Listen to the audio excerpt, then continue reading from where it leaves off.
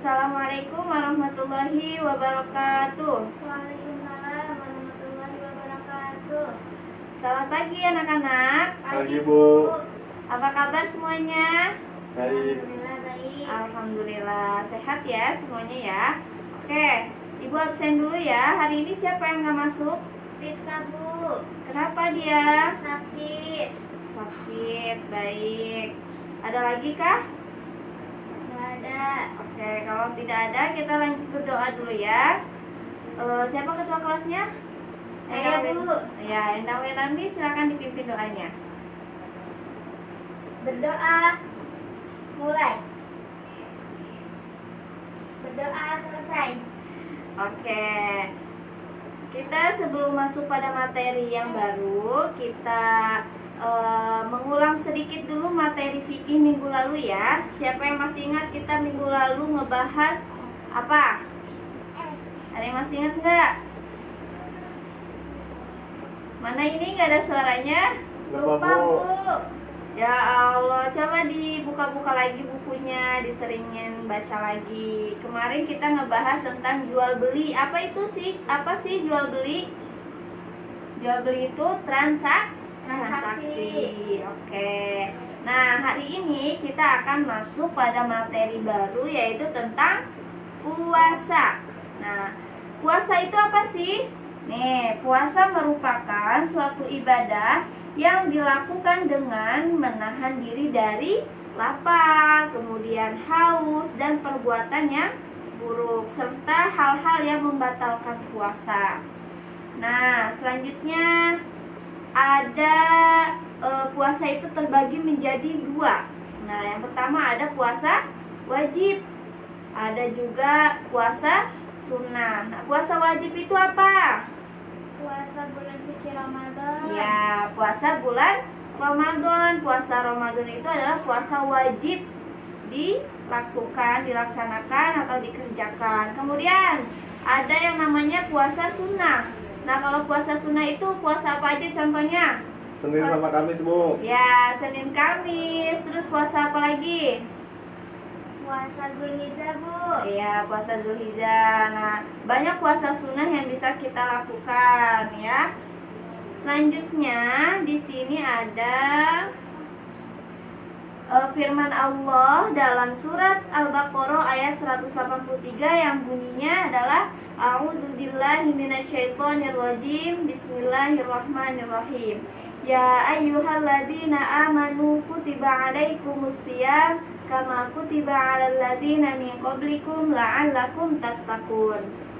Yang artinya adalah hai orang-orang yang beriman, diwajibkan atas kamu berpuasa sebagaimana diwajibkan atas orang-orang sebelum kamu agar kamu bertakwa. Selanjutnya ada syarat-syarat puasa. Yang pertama, Islam. Nah, kita sebagai orang Islam wajib melaksanakan puasa, tidak boleh ditinggalkan. Kalau ditinggalkan malah berdosa ya. Yang kedua adalah syarat puasa yang kedua adalah balik.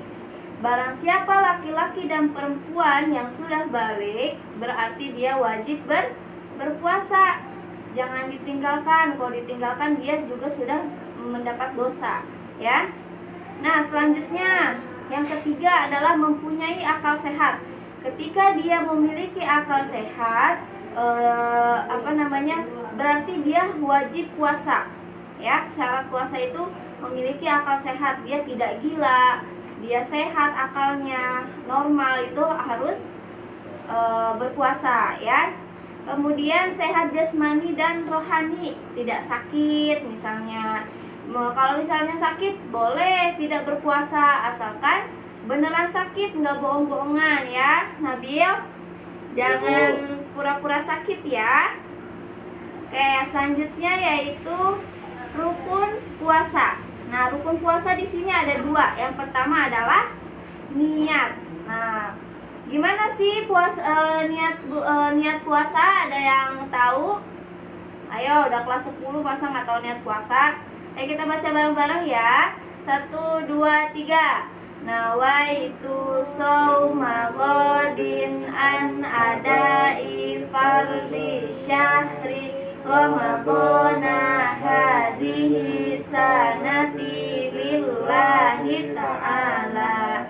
Ya, itu adalah niat berpuasa. Kemudian rukun puasa yang kedua adalah menahan diri. Nah, menahan diri dari apa? Dari rasa ingin makan, rasa ingin minum. Kemudian ketika suami dan istri itu juga harus menahan hawa nafsunya, seperti tidak berhubungan suami istri.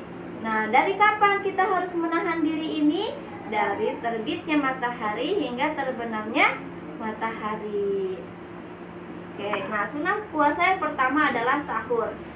Jadi ketika kalian mau berpuasa itu disunahkan untuk sahur. Tujuannya apa? Tujuannya agar kita bisa kuat menjalani satu hari ketika kita berpuasa itu. Kalaupun tidak sahur gimana Bu? Gak apa-apa. Ya gak apa-apa, asalkan kita bisa kuat ya, dalam satu hari itu kita bisa puasa tanpa sahur. Nah, selanjutnya sunnah yang puasa itu adalah segera berbuka. Ketika kita sudah mendengar azan maghrib, maka kita disunahkan untuk langsung berbuka, tidak menunda-nunda ya. Jadi langsung berbuka itu adalah sunnah berpuasa. Nah, kemudian sunnah yang ketiga adalah berbuka dengan yang manis-manis. Nah, kalau berbuka dengan yang manis-manis ini kita bisa dengan menggunakan kurma, atau kita pakai teh manis, atau bisa juga diawali dengan air putih untuk menetralkan perut kita yang tadinya berpuasa, yang tadinya tidak makan atau minum dari pagi sampai sore. Itu kita bisa netralkan dulu dengan meminum air putih, kemudian kita sunahkan makan kurma 3 ya, sunah nabinya seperti itu. Nah, sunnah yang selanjutnya yaitu perbanyak ibadah. Jadi ketika bulan puasa itu jangan tidur mulu ya, tapi kita harus perbanyak ibadah seperti membaca Al-Quran. Terus apa lagi? Apalagi Winarni? Zikir Bu. Oh, zikir. Kemudian kita juga bisa bersodako di bulan puasa, itu pasti dilipat gandakan pahalanya. Nah, kemudian ketika di bulan puasa juga banyak orang-orang yang berbagi takjil ya. Nah, itu termasuk juga menjadi sunnah puasa, karena dia memperbanyak ibadah dengan cara berbagi takjil seperti itu. Nah, selanjutnya ada ya hal-hal yang membatalkan puasa. Nah, yang membatalkan puasa itu udah jelas. Yang pertama adalah makan dan minum dengan sengaja. Makan dan minum dengan sengaja ini adalah sesuatu hal yang membatalkan puasa ya. Yang kedua adalah memasukkan sesuatu pada rongga badan. Nah, ini apa sih contohnya? Contohnya nih, misalnya kalian matanya sakit, kemudian mau pakai tetes mata. Nah, air tetes mata ini bisa jadi membatalkan puasa, bisa jadi juga tidak membatalkan puasa. Nah, bagaimana yang membatalkan puasa? Nah, apabila si tetes mata ini dimasukkan ke mata kemudian terasa kepada tenggorokan kalian, maka itu membatalkan puasa. Ya, jelas. Nah, kalau misalnya si tetes mata ini ketika kalian masukkan ke dalam mata kemudian tidak ada rasa pada tenggorokan, maka itu tidak membatalkan puasa. Nah, contohnya apa lagi? Contohnya adalah misalnya kalian sakit dan diharuskan untuk diinfus. Nah, maka infusan ini menjadi batal puasanya karena sesuatu yang masuk ke rongga badan seperti itu ya. Nah, contoh hal yang membatalkan puasa yang ketiga adalah muntah dengan sengaja. Nah, muntah dengan sengaja ini adalah sesuatu hal yang membatalkan puasa.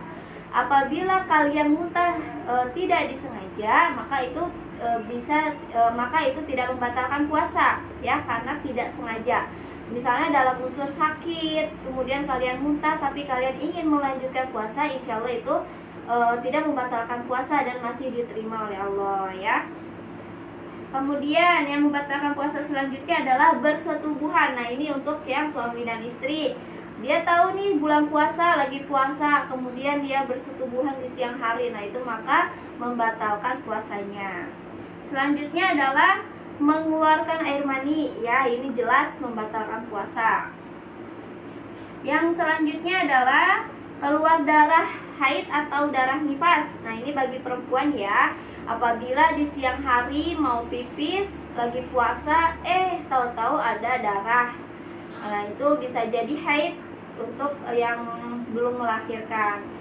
Nah itu namanya membatalkan puasa, ya boleh buka di siang hari.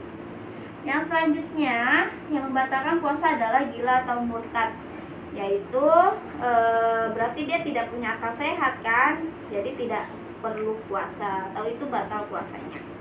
Oke, materi kita cukup sampai di sini. Ada yang ingin ditanyakan? Anak-anak ada yang ingin ditanyakan? Atau ada yang belum atau ada yang belum jelas bisa ditanyakan? Nah, Bu. Oke, udah jelas ya semuanya ya. Baik, sampai di sini dulu materi kita pada hari ini. Semoga apa yang Ibu sampaikan bermanfaat untuk kita semua dan bisa kita amalkan di kehidupan kita sehari-hari. Amin ya robbal alamin. Oke, baik, terima kasih semuanya. Akhirul kalam, wassalamualaikum warahmatullahi wabarakatuh. Waalaikumsalam warahmatullahi